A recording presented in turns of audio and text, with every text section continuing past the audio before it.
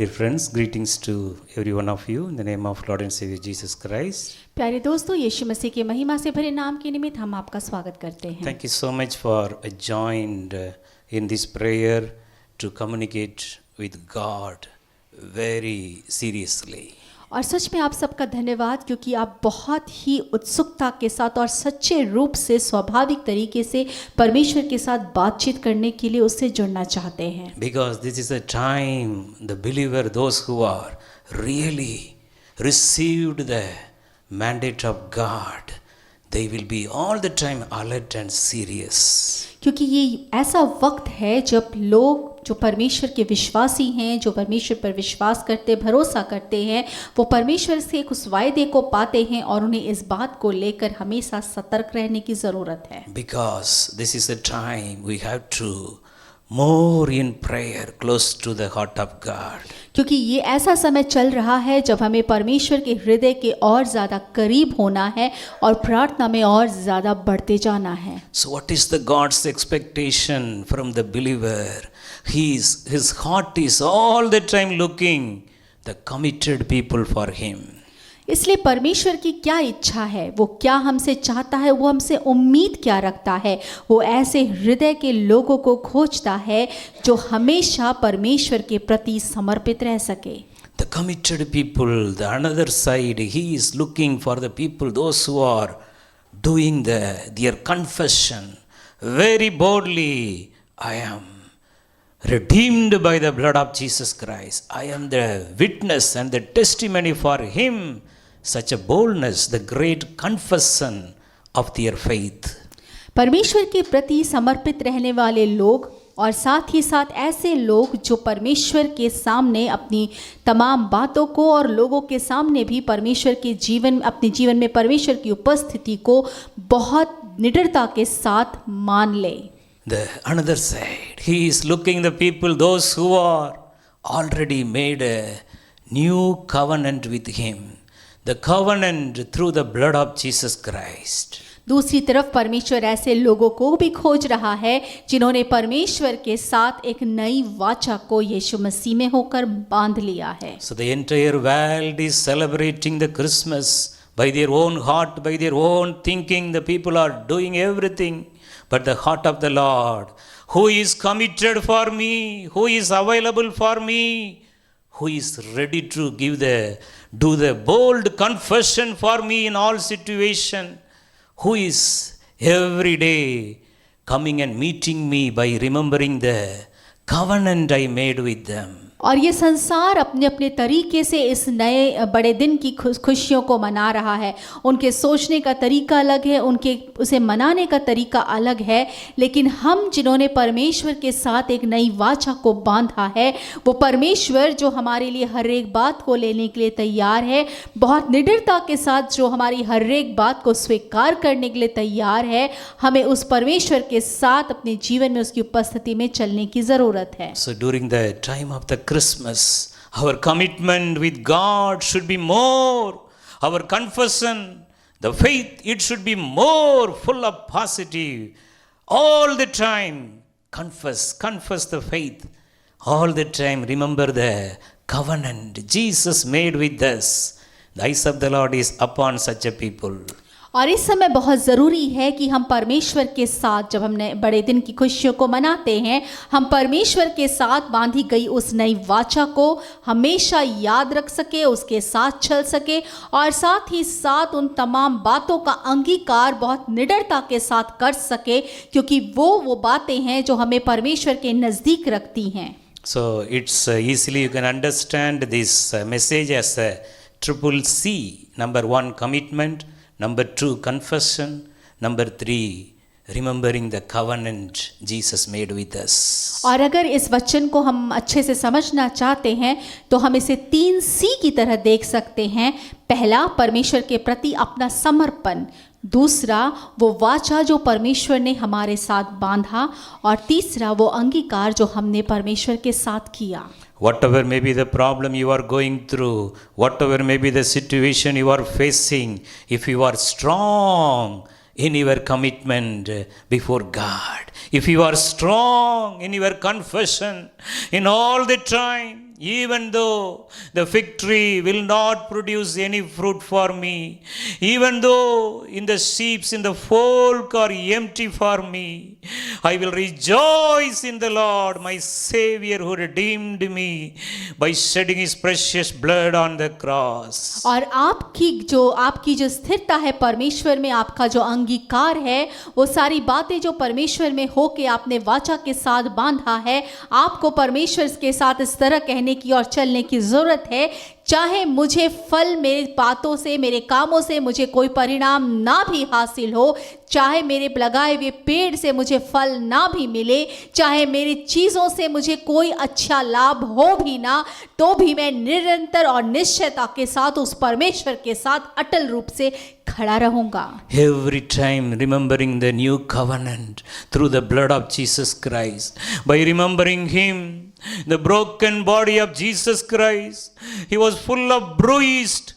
We can't able to see any beauty, any good things upon him. Such a way he is bruised totally.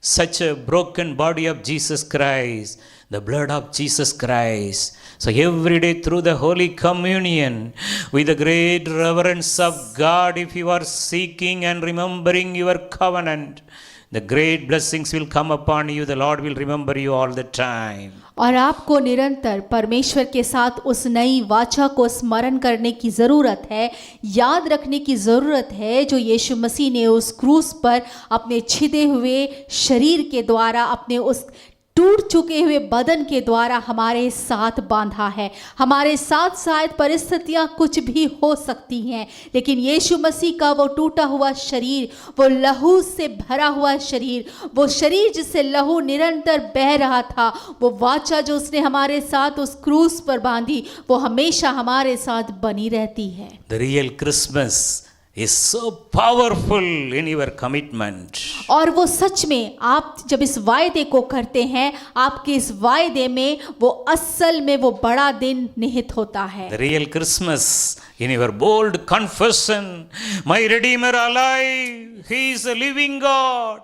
Even though I am facing lots of challenges in my life, my confession all the time, I am going to meet my Redeemer face to face. I am going to see my Lord Jesus Christ face to face. He is alive. That should be your confession, dear friend. और आपका अंगीकार हमेशा ऐसा होना चाहिए कि मेरा छुड़ाने वाला जीवित है, मेरा वो त्राणकर्ता जीवित है, मेरा उद्धार करने वाला जीवित है, और चाहे परिस्थितियां कुछ भी कैसी भी क्यों ना हो, मैं अपने छुड़ाने वाले पर विश्वास रखूंगा. All the time remember the covenant. The broken body, I belongs to the blood of Jesus. I belongs to the bones of Jesus. I belongs to the flesh of Jesus, because he already completed a great task for me. Hereafter I will not do anything like the worldly status, like the worldly people are doing. All the time before my eyes, the broken body of Jesus Christ, the crucified Savior who redeemed me. I am living in this world only for him. Such a new covenant, remembering your covenant every time, all the time. The heart of the Lord Jesus will be so happy for you, about you. और जब आप यीशु मसीह के साथ बांधी गई अपनी नई वाचा को अपने स्मरण करेंगे, आप जब कहेंगे कि चाहे संसार कुछ भी क्यों ना कर ले, चाहे संसार की परिस्थितियां कितनी भी कैसी ना हो जाए, चाहे संसार मुझे अपने साथ उलझाने में क्यों ना लग जाए, लेकिन मैं अपने साथ जो परमेश्वर ने, यीशु मसीह ने जो नई वाचा बांधी है, उसे कभी नहीं भूलूंगा. मैं अपने उस नए वाचे में बहुत तटस्थता के साथ स्थिर खड़ा रहूंगा, चाहे परिस्थितियां मेरे विपरीत हो जाए, चाहे मेरे साथ संसार बहुत सारी चीजों में आगे बढ़ जाए, चाहे मैं पीछे हट जाऊं, फिर भी मैं यीशु मसीह की उस नई वाचा में स्थिर रहना पसंद करूंगा. God is looking the people, those who are fully committed, full commitment, full confession, and the remembering the covenant through the blood of Jesus. परमेश्वर ऐसे लोगों को संसार में खोजता है जो यीशु मसीह के लहू में पूरी तरह अंगीकार कर चुके हैं, उसकी नई वाचा को मान चुके हैं, उसकी नई वाचा के साथ जीवन को जीते हैं और रोज बर रोज उसके अंगीकार में, उसकी उपस्थिति और उसके समर्पण में बढ़ते हैं। Very shortly, I would like to give you some word of God, how we can be strong in our commitment, confession and covenant. और बहुत छोटे शब्दों में मैं आपको वचन के जरिए बताना चाहूँगा कि कैसे हम परमेश्वर के साथ बांधी गई वाचा में मजबूती के साथ रह सके, चल सके और बने रह सके। John the Gospel, chapter 10, verse 9, John 10:9, it says like this, I am the living God. The gate, the only one gate, the door.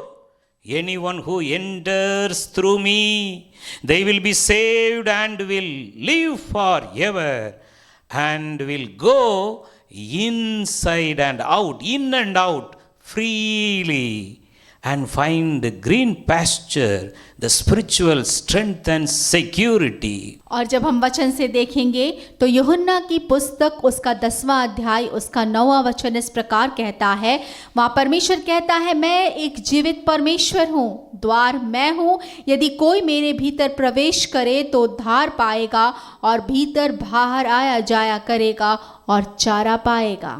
Jesus is going to come back very soon. Before that, how many of our dear ones, they are yet to receive the salvation in our own family.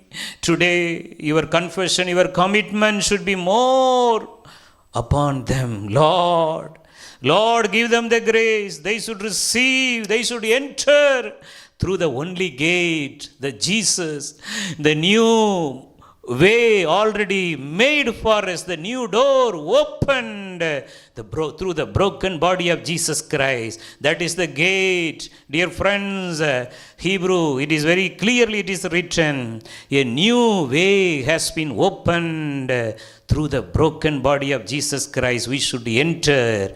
That is the only one gate for the salvation. प्यारे मित्रों, यीशु मसीह की दूसरी आमद बहुत जल्दी होने वाली है और जैसा यहाँ वचन कहता है, वो एकमात्र ऐसा द्वार है जिसके द्वारा कोई भी प्रवेश करके उस जगह पर पहुँच सकता है। मेरे प्यारे दोस्तों, आपके परिवार में ऐसे बहुत सारे लोग होंगे, आपकी जान पहचान में, रिश्तेदारी में ऐसे लोग होंगे जिन्होंने उद्धार नहीं पाया। ये आपका समय है, शायद आपके जीवन के लिए भी। अगर आपने उद्धार नहीं पाया है तो उस एक दरवाजे को जो यीशु मसीह के रूप में है, उस एक दरवाजे की तरफ आपको देखना है, क्योंकि वो ही एकमात्र ऐसा द्वार है जिससे होकर आप उस उद्धार को प्राप्त कर सकते हैं। और इब्रानियों की पत्री साफ साफ इस बात को कहती है कि एक टूटा हुआ द्वार है जो यीशु मसीह है, वो टूटा हुआ शरीर यीशु मसीह का है, जिस टूटे हुए शरीर से होकर एक दरवाजा बनता है और उस दरवाजे के साथ आप उसके अंदर प्रवेश कर सकते हैं। So the real Christmas is entering through the gate of Jesus Christ. सो असली बड़ा दिन वो है जब आप यीशु रूपी दरवाजे के साथ के अंदर प्रवेश करते हैं, उस रास्ते से होकर अंदर जाते हैं। So those who are already received the salvation, after that what they have to do, they should go in and out deeply, freely, grow in Jesus every day. That is the God's plan. और वो जिन्होंने परमेश्वर में उद्धार को प्राप्त कर लिया है, उसके बाद उन्हें क्या करना है? उसके बाद वो उस दरवाजे से भीतर बाहर आना जाना करेंगे, वचन में बढ़ते जाएंगे और परमेश्वर के साथ गहराई में उतरते जाएंगे। So in your prayer time, in your Bible meditation time, you should ask the help of the Holy Spirit. Lord, today I want to go more deep. More deep. I want the green pasture. I want the great, delicious, the secret manna. Lord Jesus, give me the grace. If you are committed in your prayer life, if you are having the great confession and remembering the covenant, Jesus, today, Lord, I want to go in and fro deeply, freely. I take me into the deep level of the anointing. How many of you are longing for that? Today the power of God will come and fill you in a unique way. और जब आप परमेश्वर की उपस्थिति में आना जाना करेंगे, जब आप उसमें सामर्थ से बढ़ते जाएंगे और जब आप उन तमाम बातों को सच्चाई और गहराई से समझना शुरू करेंगे, अगर नहीं है ये स्थिति आपके जीवन में, तो उस पवित्र आत्मा से आज ही मांगे और उससे कहे कि पवित्र आत्मा मेरे जीवन, मेरे हृदय में डेरा डाल, मुझे समझा और मुझे भर, मुझे अपने उस बातों से भर, उन तमाम बातों, उन तमाम चीज़ों से भर, ताकि मैं वचन की गहराई को ज़्यादा से ज़्यादा समझ सकूं और उसमें बढ़ता जा सकूं।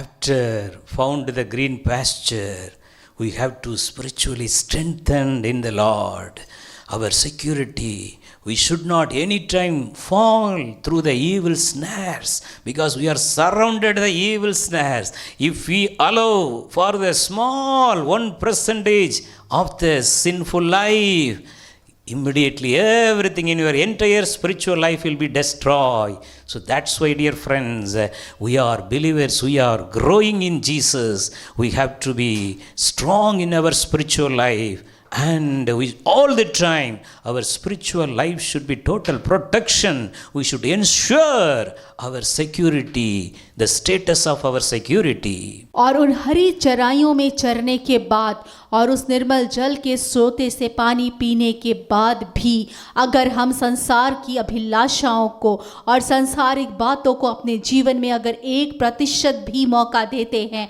तो हमारे जीवन की वो सारी बातें जो हमने आत्मिक स्तर पर हासिल की हैं, वो सारी की सारी चीज़ें नाश हो जाएंगी, खत्म हो जाएंगी। इसीलिए प्यारे दोस्तों, अपने आप में सामर्थ्य बने, परमेश्वर की उपस्थिति में उससे मांगे कि वो आपको उन तमाम चीज़ों में गिरने ना दे, बहकने ना दे, क्योंकि वो फंदे के समान है जो आपको फंसाते हैं। So John the Gospel again, the chapter 15 verse 7, it's also give us a very good enlightenment how we can strong in our commitment, confession and covenant. और यूहन्ना की इंजील 15 अध्याय वचन 7 बहुत साफ साफ इस बात को हमें बताता है कि कैसे हम परमेश्वर के उस वाचा में बने रह सके, स्थिर रह सके, उसका अंगीकार कर सके और उसमें चल सके। So it says like this, remain in me and follow my teachings. If you do this, then you can ask for anything you want and it will be given to you. This word of God is sure. It says, just come inside, strong, deeply rooted in Christ Jesus. Remain in me, remain in me. Every time the threat will be there. Why you are following Jesus? What is happening through your prayer? Such a long years you are praying for something. That is the voice of the devil. But here the Bible says, my daughter, I am giving you the strong assurance of your faith. Remain in me. Follow my teaching. If you do this, you can ask for anything. It will be done and it will be given to you. Even if it is not there, Jesus will prepare it for you and give to you. This is the power of the Christmas. और जब हम इस वचन को पढ़ते, ये वचन कहता है, यदि तुम मुझ में बने रहो और मेरा वचन तुम में बना रहे, तो जो चाहो मांगो वो तुम्हारे लिए हो जाएगा। ये वचन साफ साफ कहता है और इसीलिए हम में से हर एक को परमेश्वर की वचन की गहराई में और ज़्यादा जड़ पकड़ने की और मजबूत बनने की ज़रूरत है। और परमेश्वर चाहता है कि हम परमेश्वर के वचन में गहराई से बढ़ते जाए और बंधे रहने पाए।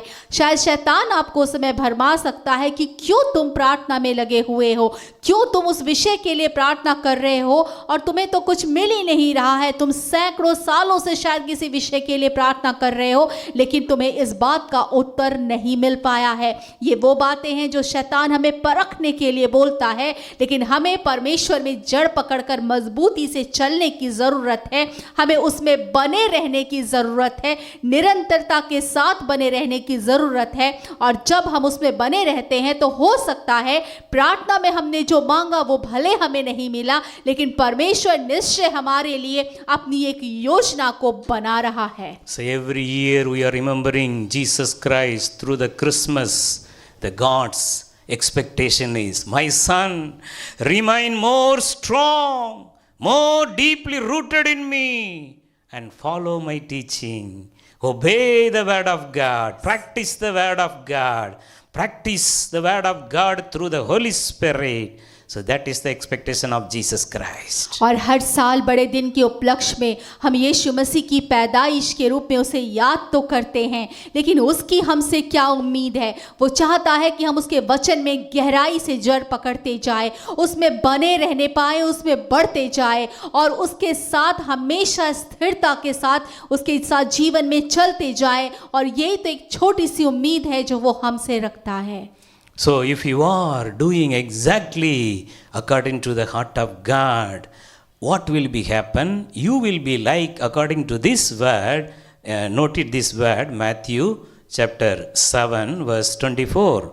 Matthew 7:24. All of us know this word of God. It says like this, therefore everyone who hears this word of mine and put them into practice, they are like a wise man or woman who built their house upon the rock.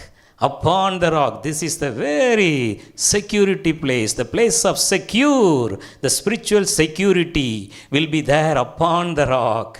You no need to worry about anything. Only thing, you should reach the top of the mountain, the rock, and put your strong foundation, your spiritual foundation, and build your house. That is the expectation. This is the real Christmas, dear friend. और क्या होता है जब हम परमेश्वर में बने रहेंगे? क्या होगा जब आप केवल परमेश्वर में बने रहते हुए चलते जाएंगे? मत्ती की इंजील में लिखा ये वचन इस बात को साफ साफ बताता है। जब आप पढ़ेंगे मत्ती की इंजील उसका 7वां अध्याय उसका 24 वचन, और वचन कहता है, इसलिए जो कोई मेरी ये बातें सुनकर उन्हें मानता है वो उस बुद्धिमान मनुष्य के समान ठहरेगा जिसने अपना घर चट्टान पर बनाया। मेरे प्यारे दोस्तों, चट्टान एक बहुत ही सुरक्षित स्थान है, एक ऐसी जगह जहाँ जो बहुत ही मजबूती के साथ है। और जब आप परमेश्वर के साथ चलते हैं, उसमें बने रहते हैं, आप चट्टान रूपी स्थान पर अपने आप को सुरक्षित पाते हैं। और अब आप अपने आगे उसके बाद आप अपने आत्मिक चीज़ों का आधार उस चट्टान पर रखते हैं, और जब आधार चट्टान पर होता है वो आपको कभी भी डिगा नहीं सकता। So dear friends, be strong in your commitment today. Are you going through sickness? God's expectation, not only heal you, his expectation is to make you strong in the commitment, strong in your confession, strong in your covenant with him. प्यारे दोस्तों, क्या आप परमेश्वर के साथ बांधी गई अपनी उस नई वाचा में स्थिर रहना चाहते हैं? अगर आप सच में रहना चाहते हैं तो रोज़ बरोज़ उसका अंगीकार करें, उसके साथ बने रहे, उसमें चलते जाएं और उसमें स्थिरता के साथ तमाम बातों को पूरा करें और ये रोज़ के काम में करें।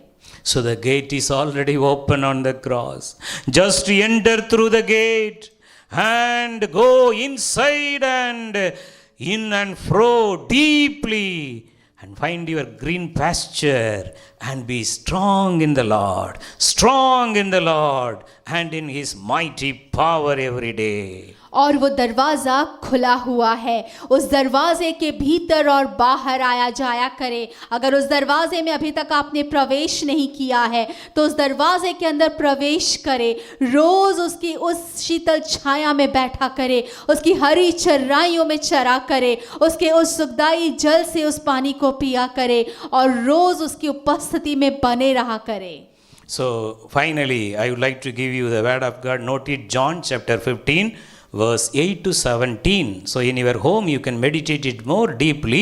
I would like to give you a very slight highlight from this word of God. So how we can be strong in our commitment and confession and covenant.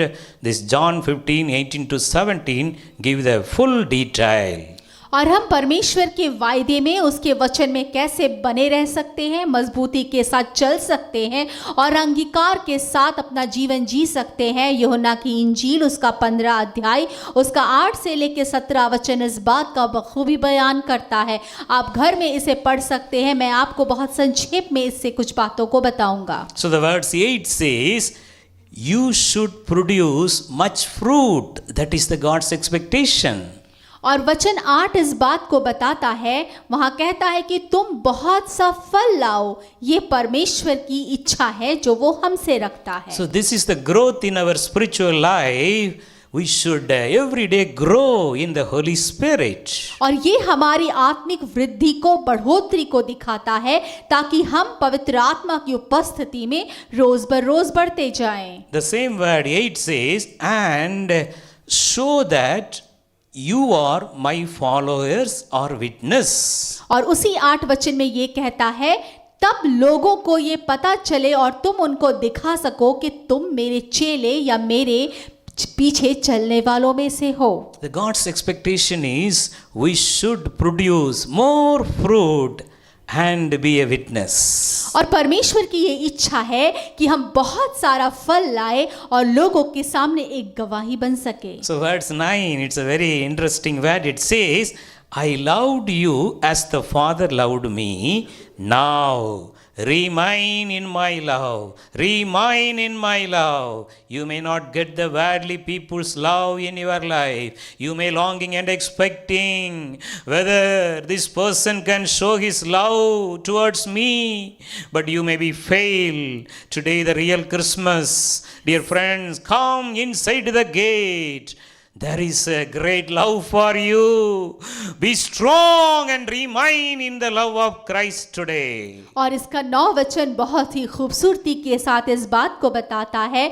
वचन कहता है, जैसे पिता ने मुझसे प्रेम रखा, वैसा ही मैंने तुमसे प्रेम रखा है, और मेरे प्रेम में बने रहो। संसार में हम बहुत सारे ऐसे लोगों को देखते हैं कि वो संसार में लोगों के प्रेम को पाने के लिए परेशान है। वो चाहते हैं कि वो इंसान मुझे पसंद करे, मुझे प्यार करे, लेकिन यहाँ वो परमेश्वर कहता है कि जैसा पिता ने मुझसे प्रेम किया, वैसा ही मैंने तुमसे प्रेम किया, और तुम इस प्रेम में बने रहो। संसार का प्रेम कुछ मायने नहीं रखता, लेकिन वो परमेश्वर वो चाहता है कि हम उसके प्रेम में बने रह सके। So verse 10, it's very clearly says, if you obey my commands, my word, and you will remain in my love. God's expectation is we have to remain in the God's love all the time. That is the real Christmas. और इसका 10वां वचन कहता है, यदि तुम मेरी आज्ञाओं को मानोगे तो मेरे प्रेम में बने रहोगे। परमेश्वर की केवल एक ही इच्छा है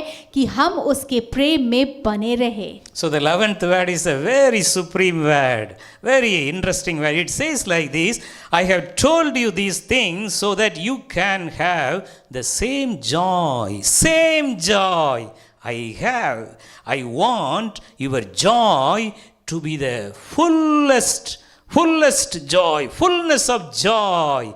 That is the great spiritual life, dear friends. और ये 11वां वचन एक बहुत ही अद्भुत और बहुत ही उच्च कोटि का वचन है, और ये वचन कहता है कि मैं ये बातें तुम्हें इसलिए बताता हूँ कि मेरा आनंद तुम में बना रहे और ये आनंद पूरा हो जाए। मेरे प्यारे दोस्तों, ये वो आनंद है जिस आनंद की कोई सीमा नहीं, जो आनंद सीमा से परे की बात है, वो आनंद से भी बढ़कर आनंद देने की बात कर रहा है, और यही वो अद्भुत और सबसे बड़ा आनंद है जिस आनंद की बात परमेश्वर करते हैं। If you are remain in the love of Christ, the same joy inside the heart of Jesus, the fullness of joy, the Christmas joy will be given to you. अगर आप परमेश्वर के प्रेम में बने रहते हैं तो वो आनंद जो यीशु मसीह के हृदय में है, इस बड़े दिन में वही आनंद आपके हृदय में भी परमेश्वर देना चाहते हैं। So the word 12 says, all of us we know, love each other as I have loved you. और 12वां वचन, जैसा कि हम सब जानते हैं, एक दूसरे से प्रेम रखो वैसा ही जैसा मैंने तुमसे प्रेम रखा। The 13th word, Jesus already fulfilled for us on the cross. The greatest love, this is the Christmas, dear friends. The greatest love inside your heart. It should burn every day. It should overflow every day. The greatest love a person can show is to die for his friends. You are my friends. 14. If you do what I command you, you are my friends. और इसका 13वां वचन, वो वचन जो यीशु मसीह ने सच में हम सब के लिए पूरा कर दिया, वो उस आग को, जो उस वाचा को, जो वायदे को यीशु मसीह ने पूरा किया, उसे निरंतर अपने हृदय में जला के रखिए। वो आपके हृदय में जलता रहना चाहिए, क्योंकि वो यीशु मसीह वो हम सब के लिए वो कर गया जो सबसे ज्यादा प्यार करने वाला भी नहीं कर सकता है। 13 वचन कहता है कि एक मित्र तब प्यार करता है जब वो अपने मित्र के लिए प्राण दे दे, और यीशु मसीह ने अपना प्राण हम में से हर एक के लिए दिया। और उसके आगे 14 वचन इस बात को कहता है, 14 वचन कहता है, जो आज्ञा मैं तुम्हें देता हूं, यदि तुम उससे मानो तो तुम मेरे मित्र हो। So the verse 15, it clearly says, I call you friends. This is the real Christmas, dear friends. You can come close to the great love of your friend, the only one friend, the true friend. He will never leave you. He is Jesus. Jesus. He is calling you. You are my friend. I have made to know you everything I heard from my Father. Jesus opened his heart. That is the real Christmas. If you are, see what is in the heart of Jesus Christ, you will be all the time in prayer. All the time you will be praying, come Lord Jesus. Your heart and mind will be all the time for the second coming. You will not care about this worldly thing, the worldly people, what they are doing. All the time you will be with your friend and knowing his heart and fulfill it faithfully for God, God's glory. और 15वें वचन में परमेश्वर कहता है, यीशु मसीह ने कहा, मैंने तुम्हें अपना मित्र कहा है। अद्भुत बात है मेरे प्यारे दोस्तों, क्योंकि वो आपको अपना मित्र कहता है। वो आपने अपने दिल की हर एक बात जो वो अपने पिता से सुनता है वो आपको बताता है। वो आपको हर वो बात बताता है और वो आपसे कुछ भी छुपाना नहीं चाहता। ये नए इस समय ये बड़े दिन का सबसे बड़ा आनंद का विषय है कि उसने आपको मित्र कहा है। वचन कहता है वो आपको दास नहीं कहता। और सच में ये बात हमारे जीवन के लिए बहुत बड़ी महिमा का विषय है। हमें अपने हृदय से इस बात को कहने की जरूरत है। ये हमारे लिए बहुत उद्धार और बहुत बड़े आनंद की बात है कि वो हमें अपना मित्र कहता, अपने हृदय की हर एक बात को बताता है। उसने हमारे लिए अपने आप को दे दिया और हमारे लिए उसने कुछ भी न रख छोड़ा। So be strong in your commitment today. Confess your faith. And every day make strong the covenant you made with Jesus, because John 15 verse 16 says, you did not choose me, I chose you. What a great blessing. You are chosen by the Lord directly, the heavenly choice. You are the heavenly choice. Cheer up today. Love Jesus more. And he chosen you for the great plan and purpose. परमेश्वर के साथ अपने किए गए वायदे में बने रहे, उसमें बढ़ते जाए और उस पर रोज अंगीकार करते जाए, क्योंकि यूहन्ना की इसी पुस्तक 15 अध्याय का 16 वचन कहता है कि तुमने मुझे नहीं चुना लेकिन तुम्हारा चुनाव मैंने किया है। दोस्तों, आप परमेश्वर के द्वारा उस स्वर्गीय चुनाव का हिस्सा है। आपको उस परमेश्वर के स्वर्गीय चुनाव होने की वजह से उसमें निरंतर बढ़ते रहने की आवश्यकता है, उसमें बने रहने की आवश्यकता है, उस वायदे को याद रखने की जरूरत है और उसका रोज बरोज अंगीकार करने की जरूरत है। So finally, John 15 verse 17, this is my command, love each other. और अंततः यूहन्ना की इंजील 15 अध्याय उसका 17 वचन, ये मेरी आज्ञा है कि एक दूसरे से प्रेम रखो। So love each other. For this word no need any explanation. और ये जो शब्द है कि एक दूसरे से प्रेम रखो, इसे किसी भी तरह से आपको बताने की जरूरत नहीं है। We never brought anything in this world the same way we used to go without anything in this world. Whatever the blessings you received from God, through that love each other. That is the God's plan. हम इस संसार में कुछ लेकर नहीं आए हैं, इसीलिए जब हम इस संसार से रुखसत होंगे तो हम अपने साथ भी कुछ लेकर नहीं जाएंगे। जो आशीषें हमने खुदा बाप से अपने जीवन में पाई है, उन्हीं आशीषों के साथ इस जीवन में रहना है और उन्हीं बातों को लेकर हमें परमेश्वर के पास भी जाना है। So last week my friend very much hurried to attend one Christmas celebration.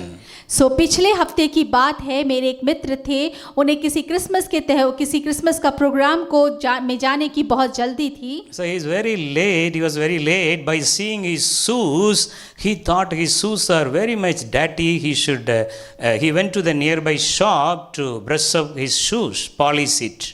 और वो इस बात के लिए बहुत परेशान थे कि वो बहुत देर हो रहे हैं और उन्होंने अपने जूतों की तरफ देखा और जूते बहुत गंदे थे, तो वो पास के एक दुकान में गए ताकि उनके जूते को साफ किया जा सके। So it's a real incident. So he was very late. He very much rushed up to that person who is making the shoe polishing. Do it very soon. I am very hurry. और ये बहुत ही सच्ची घटना है। वो बहुत हड़बड़ाहट में थे और वो उसके पास के उस भाई के पास जो जूते पॉलिश करता है और उनसे कहा कि जल्दी करो, मुझे बहुत जल्दी है।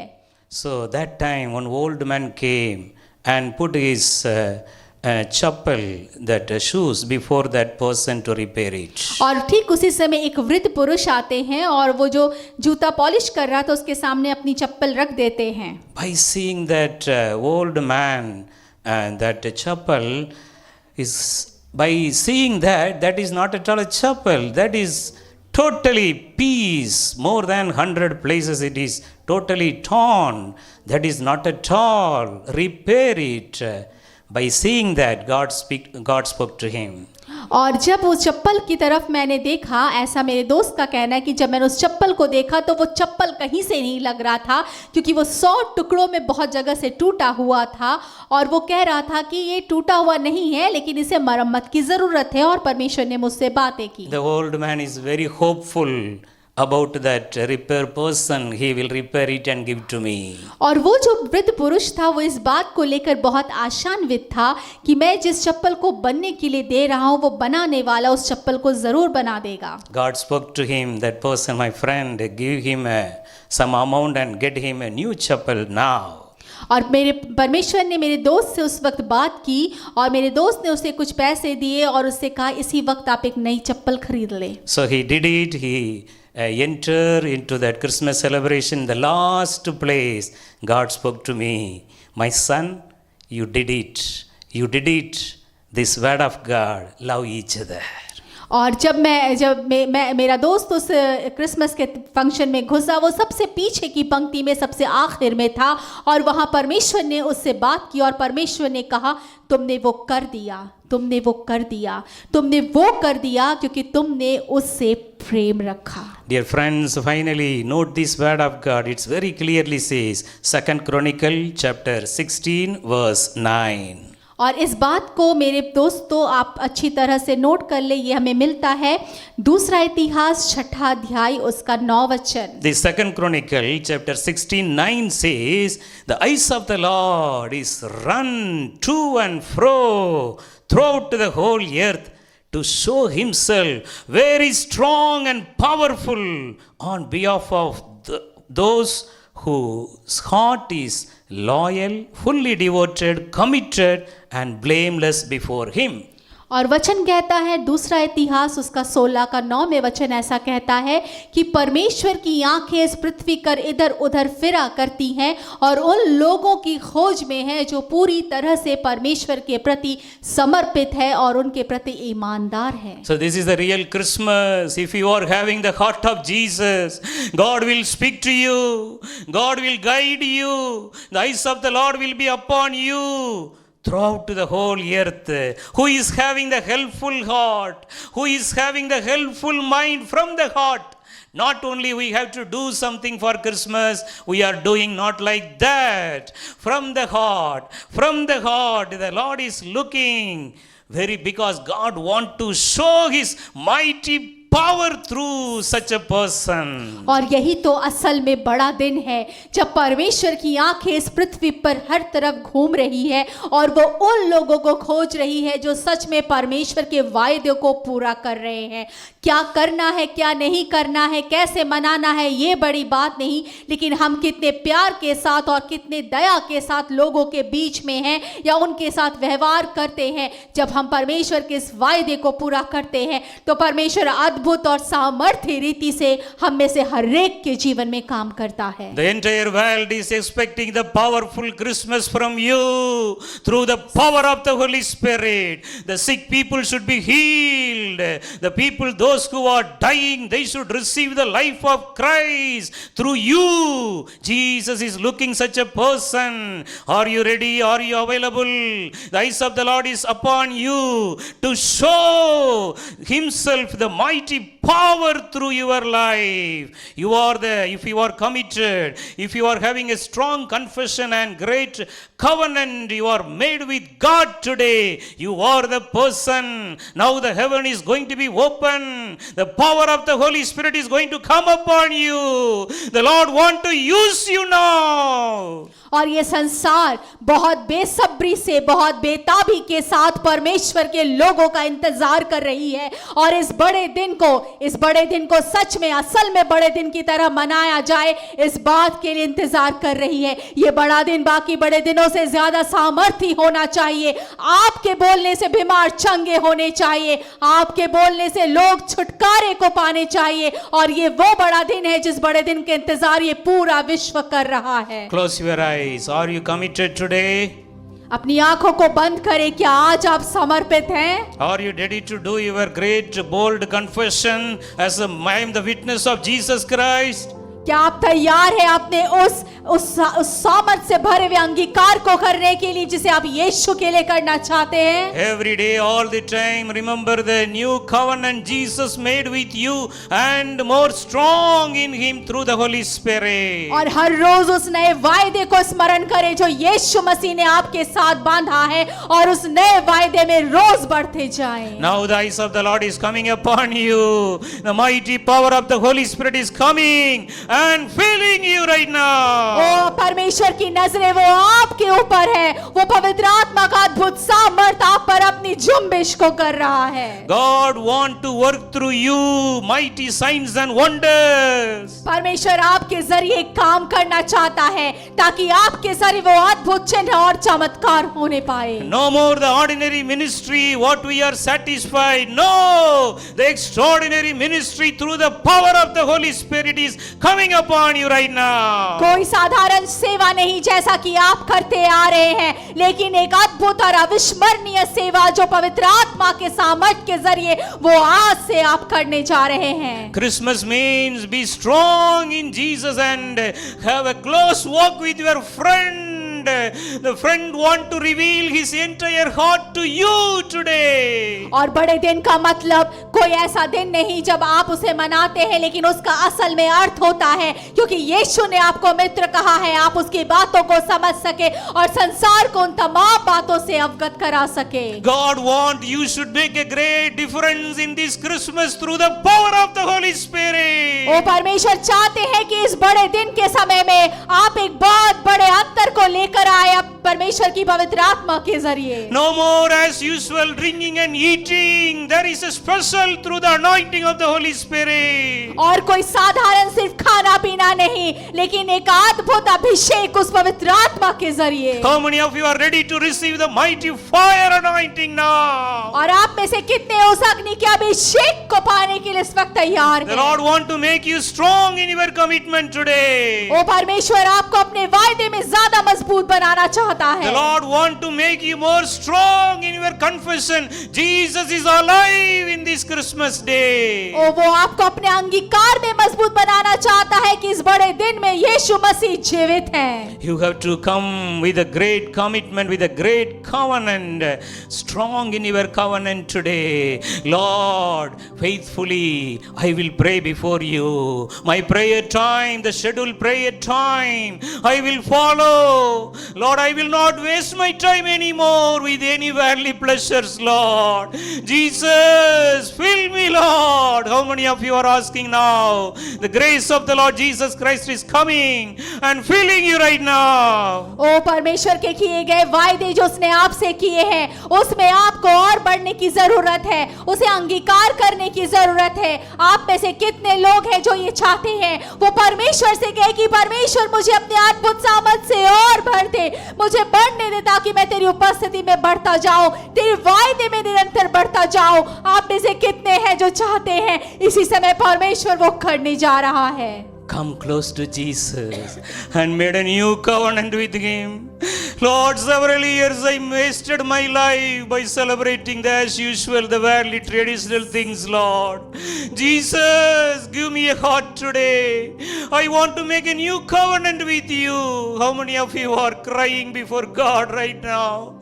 The grace of God is coming and filling you right now through the Holy Spirit. परमेश्वर, मैंने बहुत सारे साल यूं ही बर्बाद कर दिए, मैं बहुत सारे साल संसार की चलाए पद्धति से इस दिन को मनाता रहा और मैंने सब कुछ जाया कर दिया। परमेश्वर, मैं तेरे और करीब आना चाहता हूँ। कितने लोग इस तरह से रो रहे हैं, वो परमेश्वर आपकी तरफ देख रहा है, वो आपके साथ एक नई वाचा को बनाना चाहता है। उस परमेश्वर को पुकारे। Cry for your children. How many of the families, the children are going by their own way? The parents can't control them. The parents can't say anything. They are drinking. They are doing everything as the world doing. Dear friend, this is the time. This is the Christmas time. Cry for your family. Cry for your children. Jesus is going to come back very soon. This is the time as a family you have to enter into the gate and enjoy the real Christmas. अपने बच्चों के लिए रोए। कितने ऐसे बच्चे हैं जो अपने परिवार की बात नहीं मानते, जो बिल्कुल अपने माता पिता की बात से अलग होकर चलते हैं। वो ठीक वैसे ही जीवन जीते हैं जैसे संसार जी रहा है। ये समय है, अगर आपके परिवार में कोई ऐसा है, उस परमेश्वर के सामने रोए, उस परमेश्वर से अपने बच्चों के लिए, अपने परिवार के लोगों के लिए मांगे, क्योंकि समय बहुत बुरा है। हम अंत के दिनों में हैं और यीशु मसीह की आमद नजदीक है। उस परमेश्वर के सामने रोए कि परमेश्वर हर एक के जीवन में छुटकारे को। How many families there is a fight for the property? Because of that there is a no unison, there is a no peace with the parents. Just you are focusing on property, not Jesus. You are not doing the right Christmas, dear friends. The Holy Spirit is speaking to you. Love your parents. Don't look upon, don't put your eyes upon the lust of the world. Just look upon Jesus. He want to bless you. और ऐसे परिवार हैं जो संपत्ति के पीछे अपनी सुख, अपनी शांति को खराब कर रहे हैं। ऐसे परिवार हैं जो अपने माता पिता की ओर ध्यान नहीं देते, लेकिन संसार और धन के पीछे पड़े हुए हैं। वो परमेश्वर और पवित्र आत्मा आपसे कहना चाहता है, अपने आंखों की लालच और अपने जीविका के घमंड से बाहर निकलो। अपने माता पिता से प्रेम करो, उनका आदर करो। और पवित्र आत्मा चाहता है कि आप उन तमाम चीजों से बाहर निकल जाए। वो संपत्ति सांसारिक चीजें हैं, वो सारी चीजें यही रह जानी है, वो आपके किसी भी काम में सहायक नहीं है। Come to the bleeding side of Jesus. His eyes are upon you, my son, my daughter. I chosen you. You are the chosen vessel. I want to glorify, I want to magnify through you only. Be filled with the Holy Spirit and burn all the time in your heart. The fire should not be quenched and out. Every day you should full of the fire of the Holy Spirit. ओ इसी समय यीशु मसीह के पास उस बहती पसली जहां से वो लहू बहा उसके समीप आ जाए। वो आपके लिए पुकारता है, वो आपके लिए तरस रहा है और वो चाहता है कि आप उसके करीब आए। वो सारी चीजें फानी है, वो सारी चीजें धरी की धरी रह जानी है। वो आपके लिए पुकार रहा है, वो आपके लिए रो रहा है और आपको इसी तरह उस परमेश्वर की उपस्थिति में आने के लिए रोने की जरूरत है। All the sicknesses are leaving your body. Just believe and receive your healing. The Christmas joy, the fullness of joy is coming.